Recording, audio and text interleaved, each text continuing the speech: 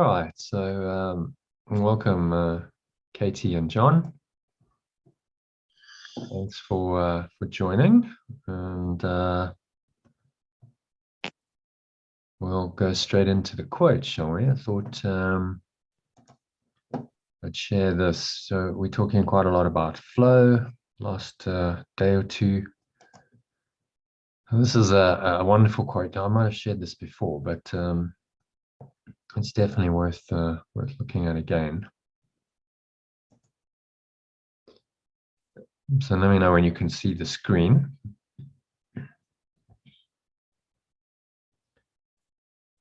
And then Katie, if you can read that for us. Yeah. Artistic creation, sports, dance, teaching, counseling, mastery in any field of endeavour implies that the thinking mind is either no longer involved at all or at least is taking second place. A power and an intelligence greater than you and yet one with you in essence takes over. There is no decision-making process anymore. Spontaneous, right action happens and you're not doing it. Mastery of life is the opposite of control. You become aligned with the greater consciousness that acts, speaks, does the works. From Eckhart Tolle. Yeah. So any thoughts on that, what he's saying there?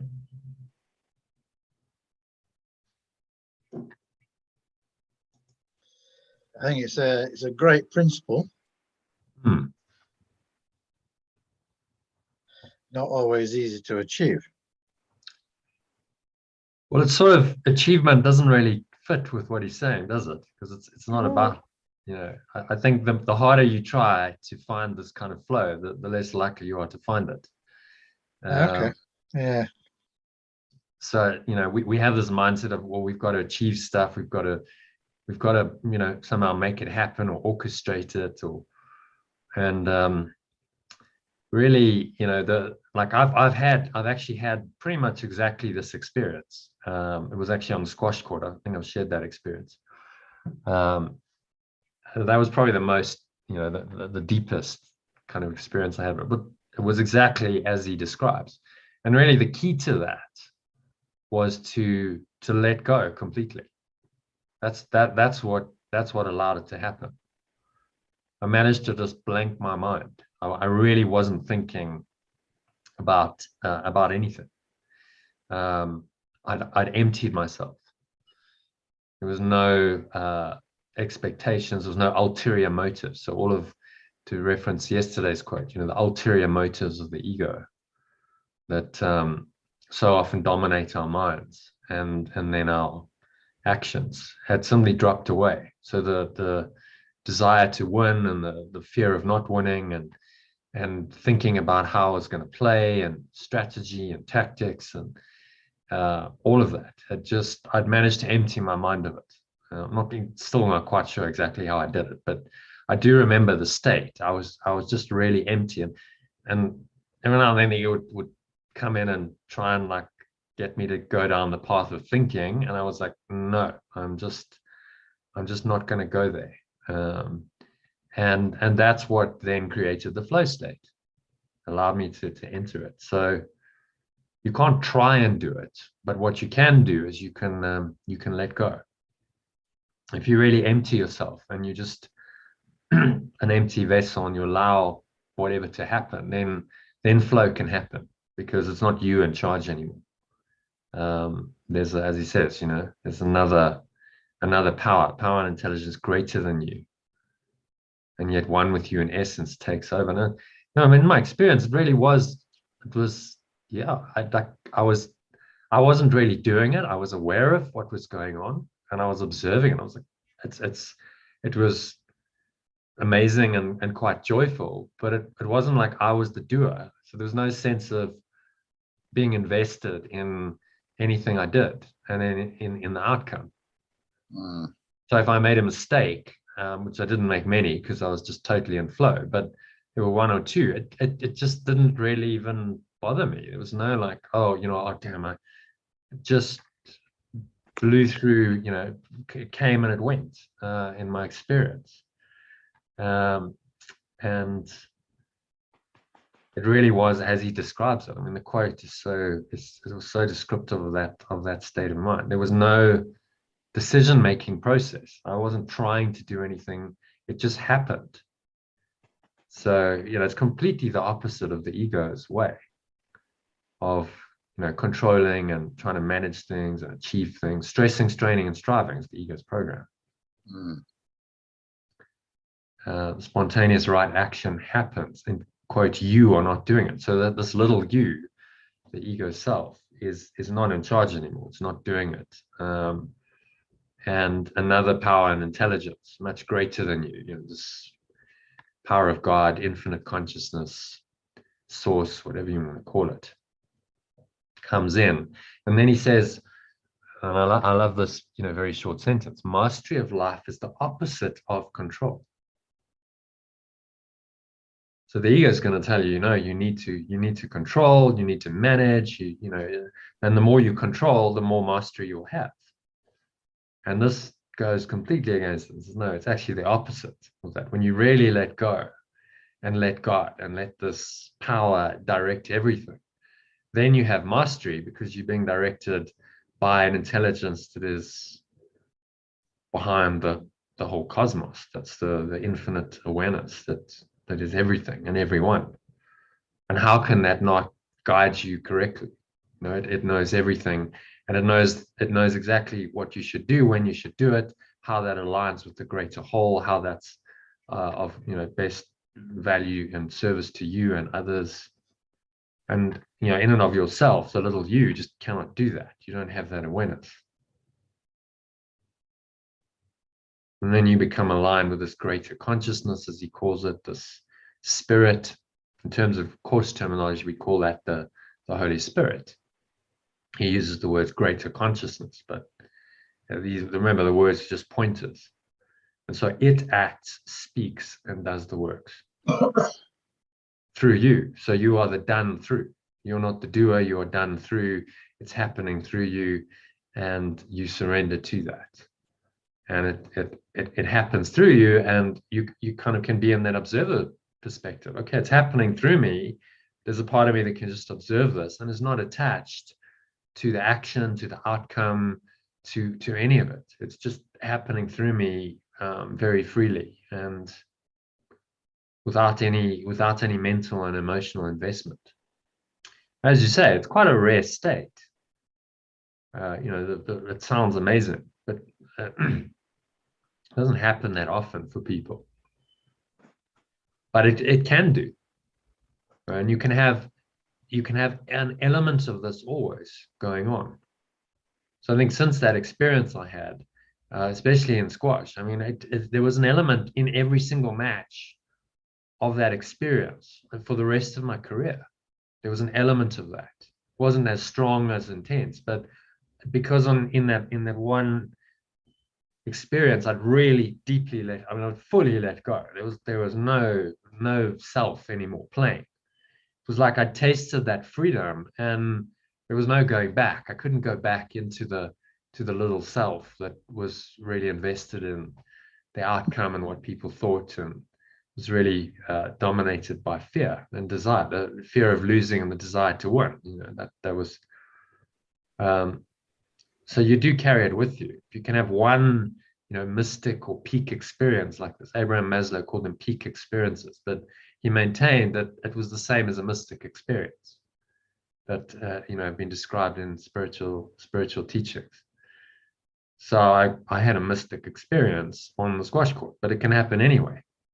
That showed me, look, this is actually possible, and it's amazing when you experience it. You go, the liberation and the freedom compared with that very contracted, constricted little self of the ego is just amazing. And with the contrast compared with the fearful state I was in before, because I'd spent the whole day kind of, the ego was going on doing its thing, and it was a lot of fear, expectation, desire to win, fear of losing, and no peace.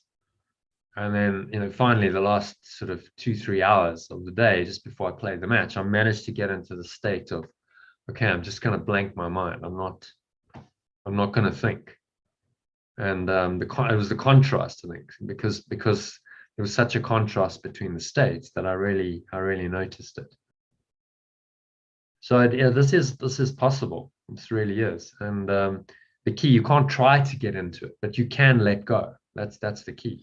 If you can really empty yourself and let go of all of your thoughts and emotions that are in any way disturbing, and just go, okay, I'm totally open. I'm just being used, and often, it's easier if it's a performance like I had, because it was like, okay, in normal daily life, our minds tend to get more engaged.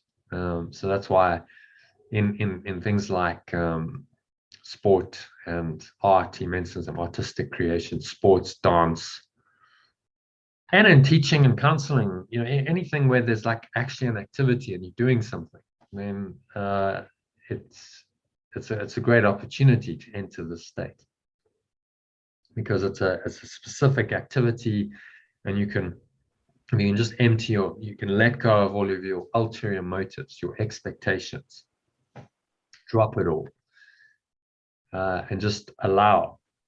So, like, for instance, I did the masterclass yesterday, and I just, like, it's a flow. I go into flow, and it's just like 2.5 hours, and it's just coming through. There's no, I haven't really rehearsed it, or okay, I've done it many times, but it just, it just kind of comes through you. It pours through you. And it's quite effortless. There's no sense of strain, because it's just happening through you. So the key thing is to align yourself with this, this higher power, higher self, Holy Spirit, by letting go. If you notice any ulterior motives, any expectations, any desires, then drop them and let them go, because then you open yourself up for this flow to happen. And don't desire the flow state, because that's, again, that creates you're back in the ego's pattern. You just let go and you allow it to happen. So, let go and allow the flow to happen through you. That's the key. And the more you can do that, the more you are allowing it to happen. And then it certainly will happen. And it will happen at different times and in varying degrees. And again, you're not in control of that process. You just allow it and surrender to it, and know that, it's all fine. Sometimes you might feel it more strongly, sometimes less so. But if you start to do it regularly, it starts to just become the undercurrent of your life, just flowing through every single experience. And that's where you want to get to, where you're in flow pretty much all the time. If you have a moment where you go out of flow, you can very quickly correct. And that's mastery of life, staying in this flow state.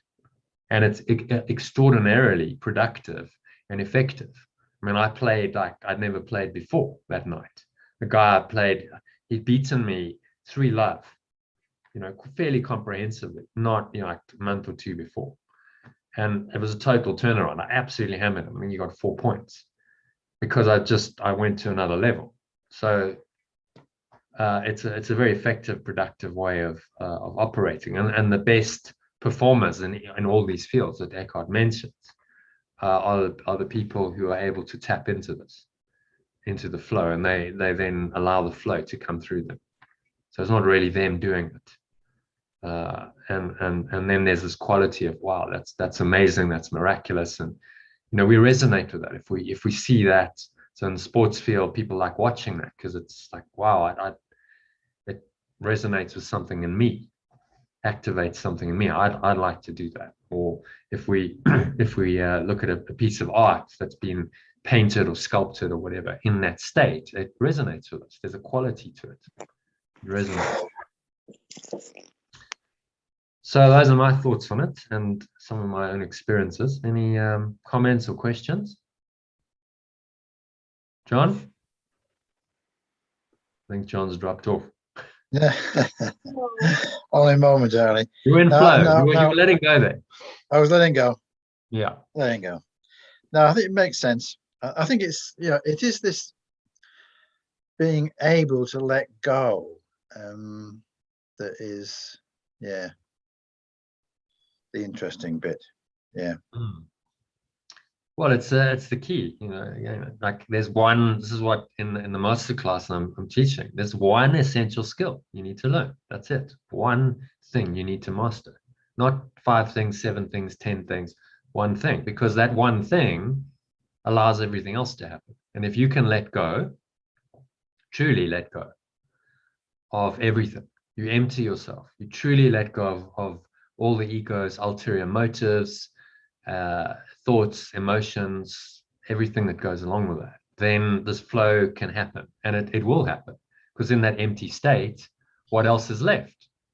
What's left must be, it must be your pure essence, must be the spirit that we're all looking for. But again, seeking it is a self-sabotaging act. You're seeking it and seeking it, but in the seeking, you're saying, I don't have it.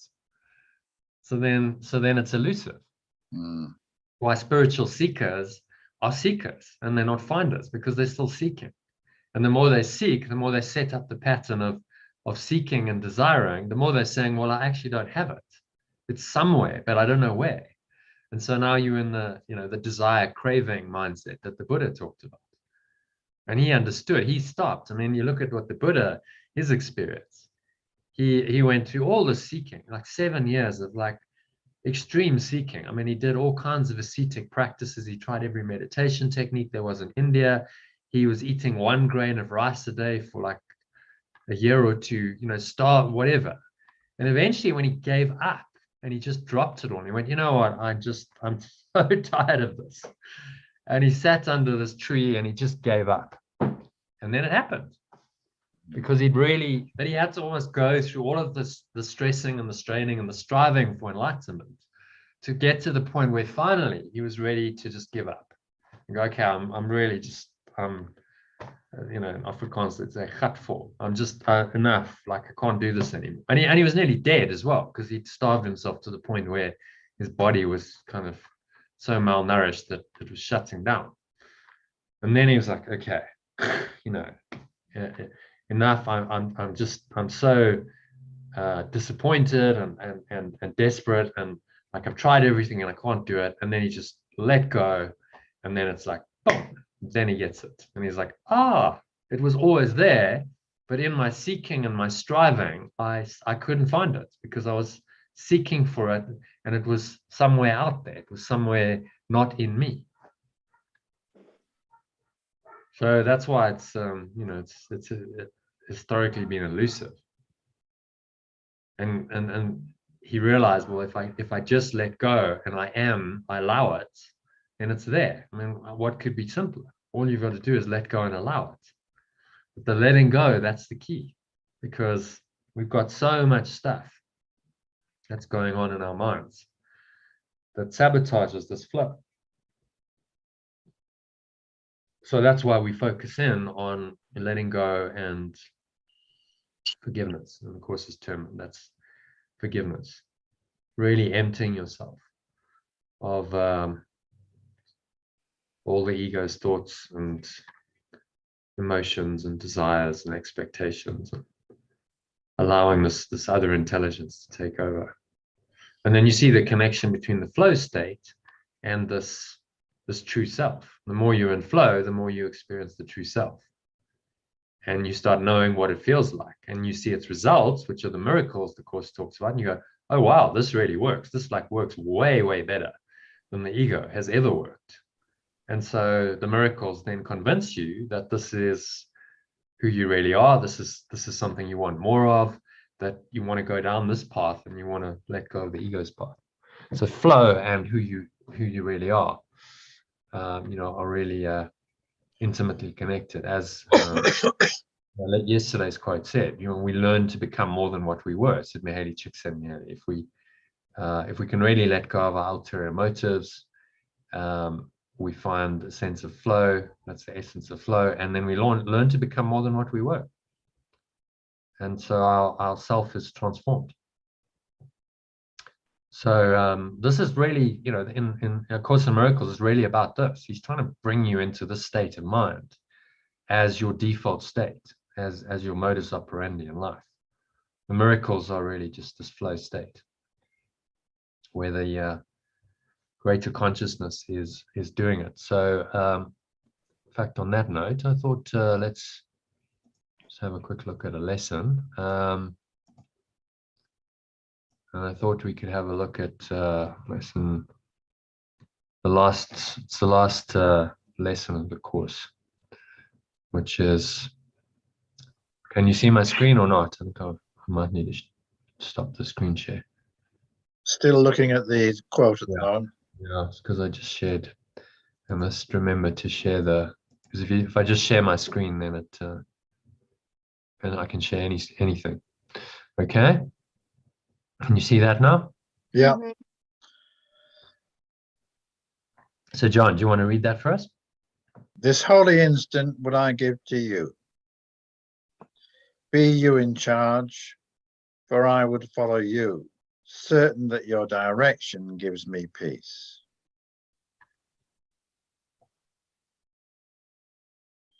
Okay.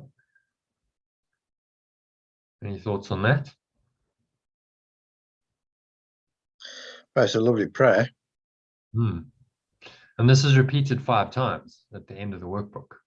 So what he's saying is this is the most important lesson in the workbook.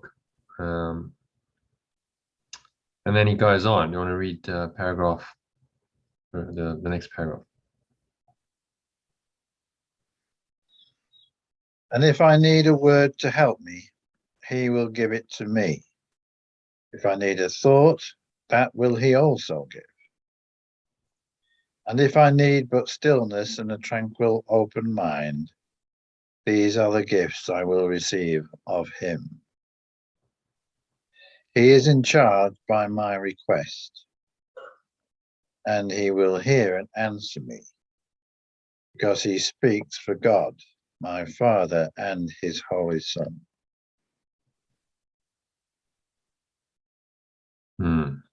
So can you see the similarity between the quote and this?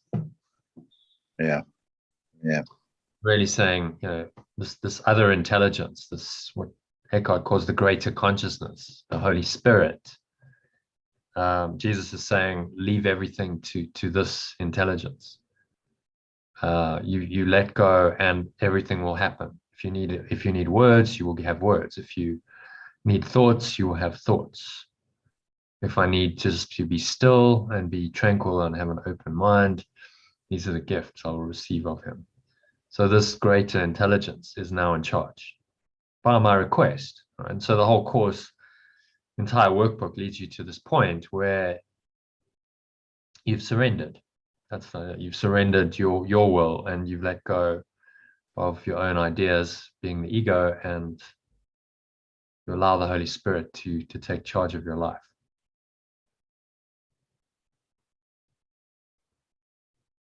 And speaks for source. So in the Tao, you go back to Taoist philosophy. The idea was the Tao, which is God the Father, the source. The Tao was the source of the flow. That pure formless awareness, that essence, unchangeable essence, then expresses itself through you in this quality we call flow, where thoughts, words, actions, it's all streaming through, but it's coming from that source, from that single source. And you now become the Son of God.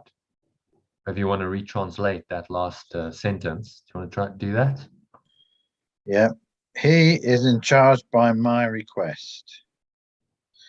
So he, being love, or Father, is in charge. The Holy Spirit. He's referring to the Holy Spirit. Yeah. Holy Spirit, but if we retranslate that, the Holy Spirit is the awareness or the remembrance of oneness.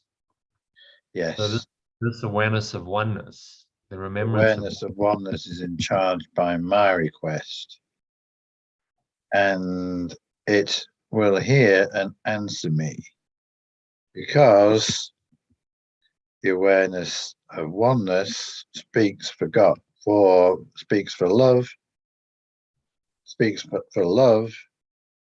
and his extension of oneness. Speaks for love, my source. My source, yeah. Formless awareness, my source, and its holy extension, which is me.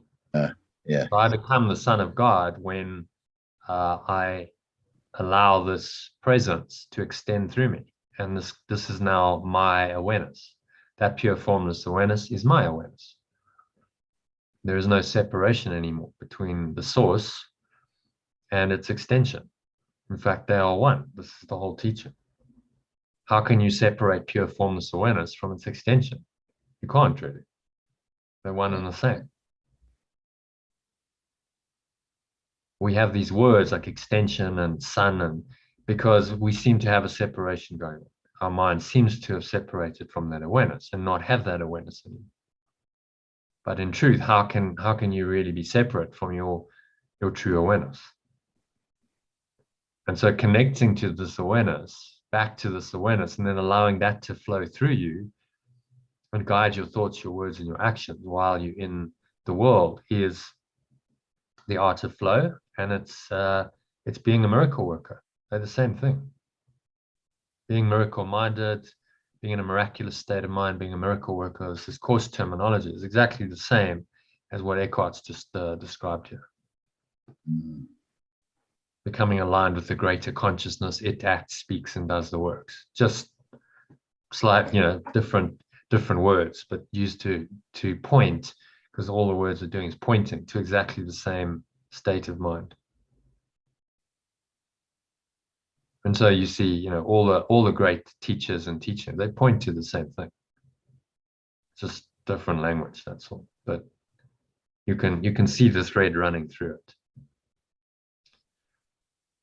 Okay, so any other thoughts on that? Should we do a meditation? Yeah, it's good for that. Looks like Katie's ready for it. Yeah. Okay, so just making yourself comfortable, sitting your feet shoulder width apart. Cup your hands on your lap, keep your back straight. Close your eyes.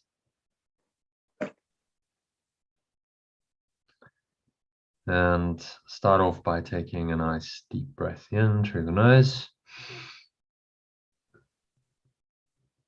So breathing in, noticing how the stomach rises and the chest rises.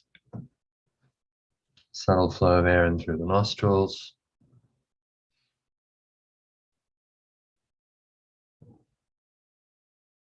Clenching the sphincter muscle. It's a muscle used to contract the flow of urine or squeeze the last drops out.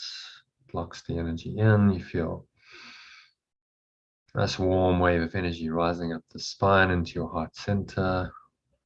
Put one hand on your heart. Connect in with your heart space. And then draw the energy all the way up into the crown of your head, pausing at the top of the inhale.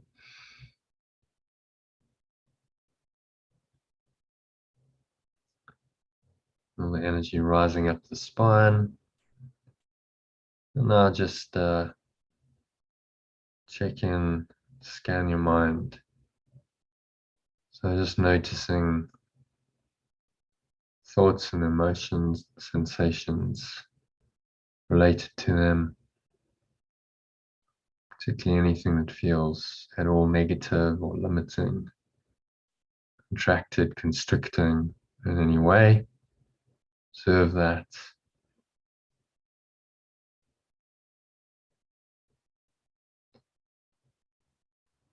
And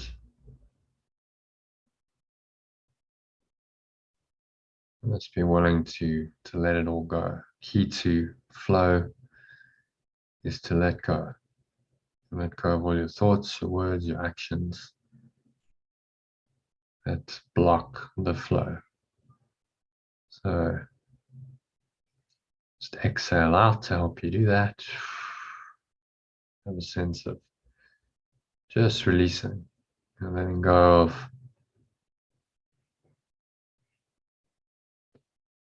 Any negative thoughts and emotions, sensations that go with them, just releasing yourself.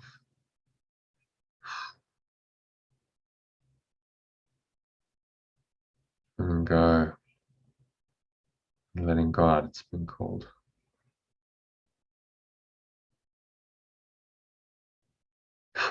Pull the lower stomach into the spine, expel the last remaining air out.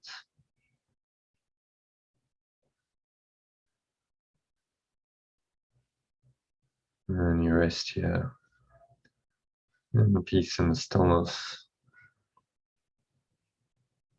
for a few moments. Notice the peace and you notice the stillness. You're connecting with your source. As today's workbook lesson says, this holy instant would I give to you. This is the awareness of oneness, remembrance of oneness that can arise in our minds and help us to think and speak and act in ways that are congruent with oneness. So Jesus leaves us in charge of the Spirit. Be you in charge, or I would follow you, certain that your direction gives me peace. So just for a few minutes, watch the breath, breathing in and out through your nose, noticing how the stomach rises and the chest rises, subtle flow of air in through the nostrils.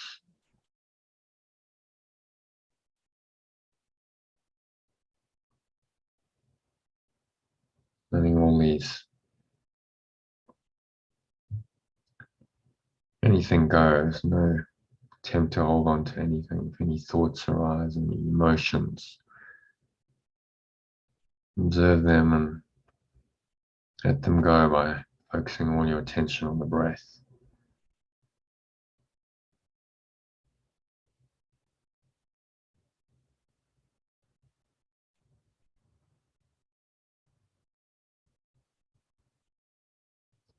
Just sinking in, just going deeper and deeper into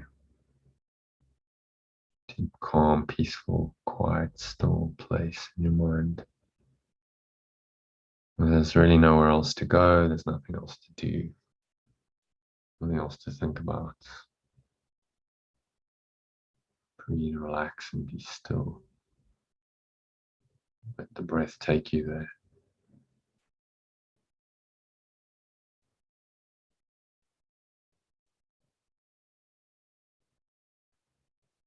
Any disturbing, distracting thoughts, pretty much any thought, particularly if it's about the past or the future, what you've done, what you've still got to do, thoughts about time and space and subject-object perception and duality. These are irrelevant, so just as you notice them, blow them away. The breeze of your breath. You exhale them out. You let them all go. The breeze of your breath, and you surrender in to the stillness that lies beyond them. The blue sky, clouds have no power to obscure this eternal sky of your true awareness, the light of your source that shines through it. So sink into that awareness, just stepping back, watching the breath, breathing, relaxing, being still.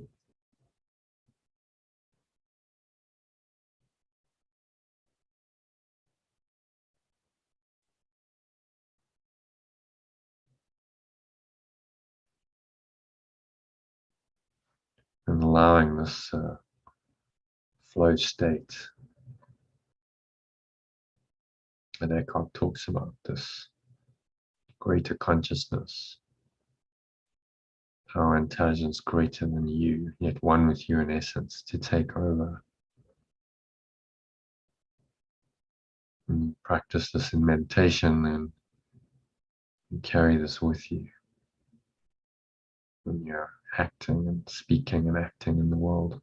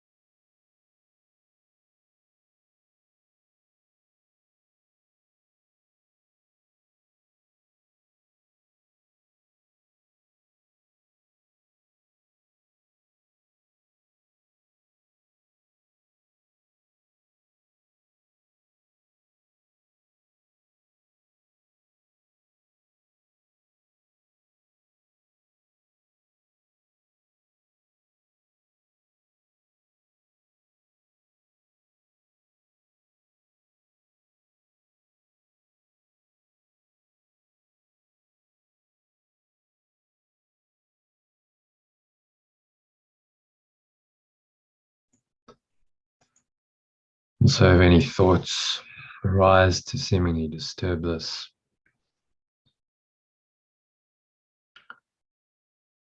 just imagine they're like cloud patterns. Breathe in and just observe the breath. On the exhale, imagine just blowing them away, the breeze of your breath, to the nothingness they really are.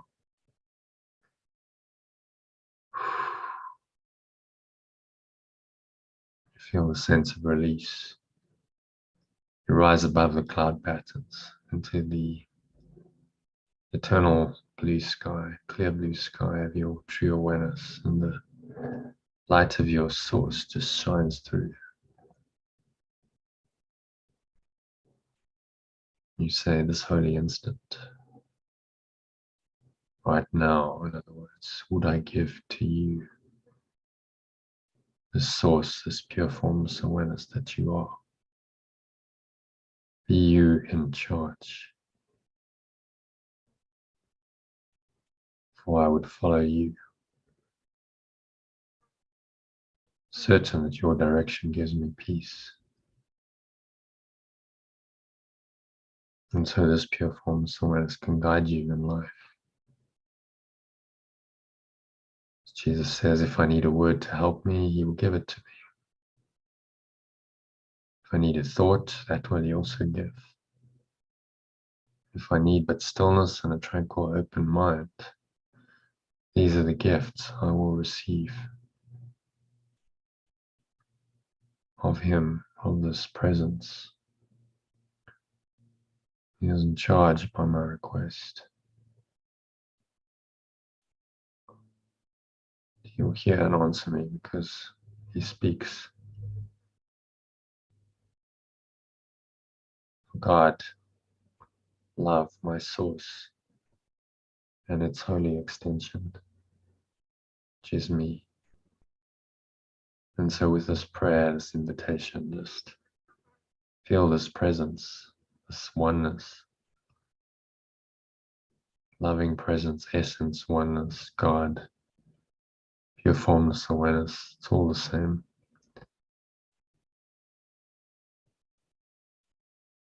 Feel it in your heart, feel it in your mind, feel it encompassing every part of your body. Surrender to it completely.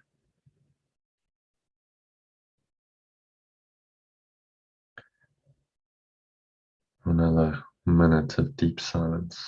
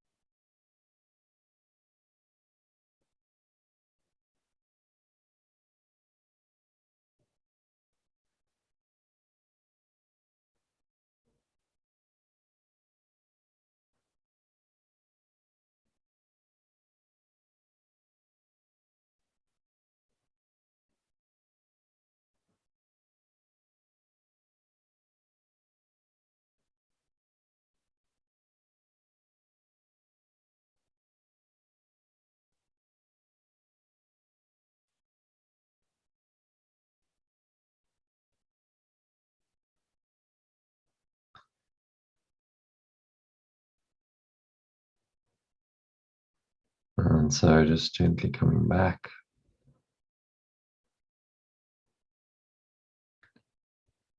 To an awareness of the body and the breath and the senses and the world.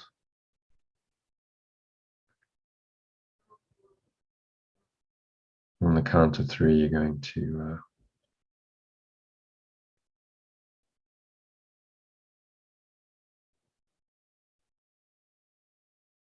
open your eyes.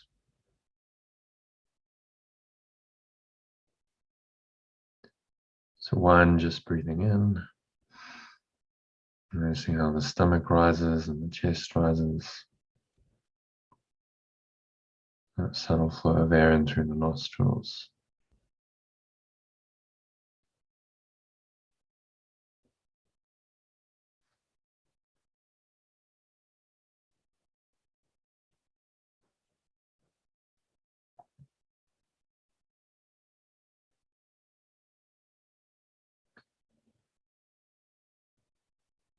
Pausing at the top of the inhale, scanning your mind, noticing any thoughts, any emotions,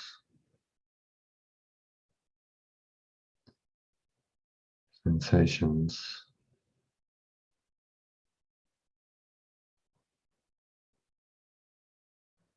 related to them. And you're just going to empty yourself once again. Key to this flow state is just to let go and let God. So you exhale, just releasing thoughts, emotions, the energy, physical sensations, dropping it all to the nothingness that it really is.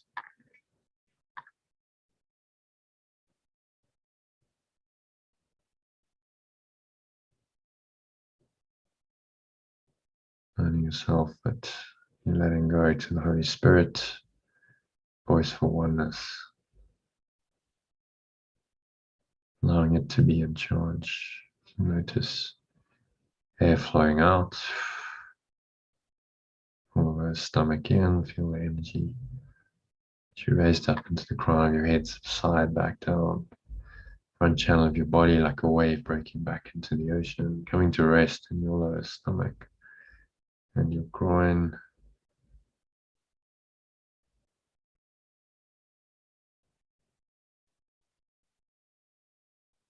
And surrendering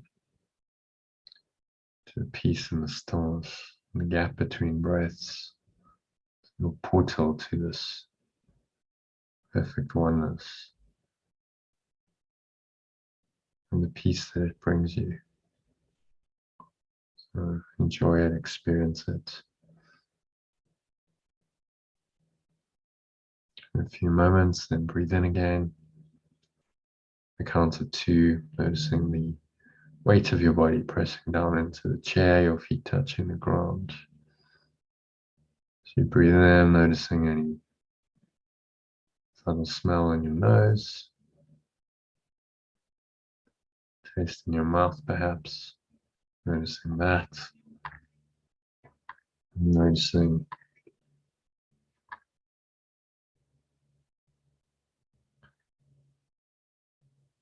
touching and feeling with your hands. Maybe there's a subtle taste in your mouth, a smell in your nose. Noticing what you're hearing, surrounding environment. Just noticing all these things from this very still, calm, and surrendered state.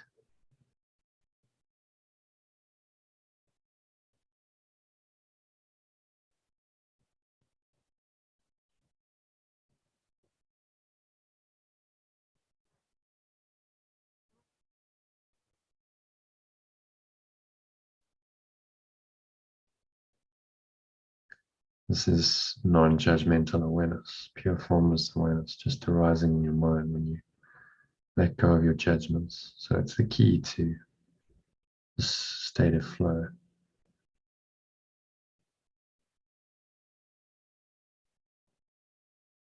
Allowing the Spirit to guide your words, your thoughts, your actions.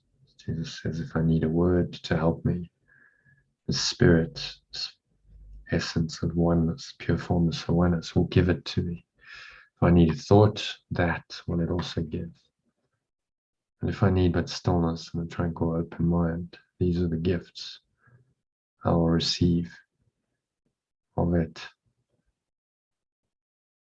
It is in charge by my request. And this pure formless awareness will hear and answer me, because it speaks for itself. It speaks for love, which is my source, and its holy extension. So you carry this with you for the rest of the afternoon and evening and on into your weekend. So it is said, so it is done. And on the count of 3, you can open your eyes.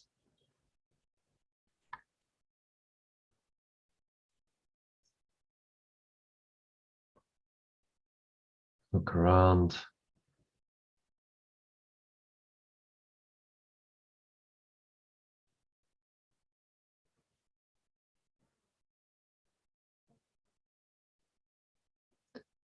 Noticing what you're seeing, the body's eyes. Take a minute to observe various objects in the room, animate or inanimate, whatever they are. With detachment, notice when you're not thinking about them, you're not interpreting them, labeling them, judging them. A sense of underlying peace. It's this awareness, this pure formless awareness, which hopefully you connected with quite deeply over the last 20 minutes, is still there.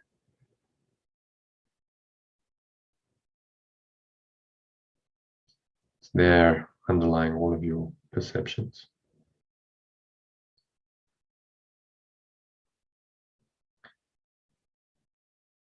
And so you can maintain this awareness by simply not allowing your thinking mind to take over, not judging, labeling, interpreting everything. This opens you to the flow state, to the peace of God. It then flows through you and guides your thoughts, your words, and your actions. Power and intelligence greater than you, and yet one with you in essence, takes over. As Eckhart Tolle says in today's quote, there is no decision-making process anymore. Spontaneous right action happens, and you, little you, are not doing it anymore. The mastery of life is the opposite of control. you become aligned with the greater consciousness, this spirit, this pure formless awareness. Remember, the words just point you to it. And it acts, speaks, and does the works through you. So you become done through. And that is a very happy, joyful, free state, and much more effective and productive in that state of mind than you're trying to tightly control everything. So that brings us to the end of the session. Thank you for joining, John and Katie. I hope you enjoyed that, and it sets you up for a very happy flowing afternoon and evening, and in fact weekend ahead, because we'll see each other again on Sunday, I hope. So namaste. Which means the pure formless awareness in me, it's the source of all flow, acknowledges that same awareness in you. Thank you, John. Thank you, Jonathan. My pleasure.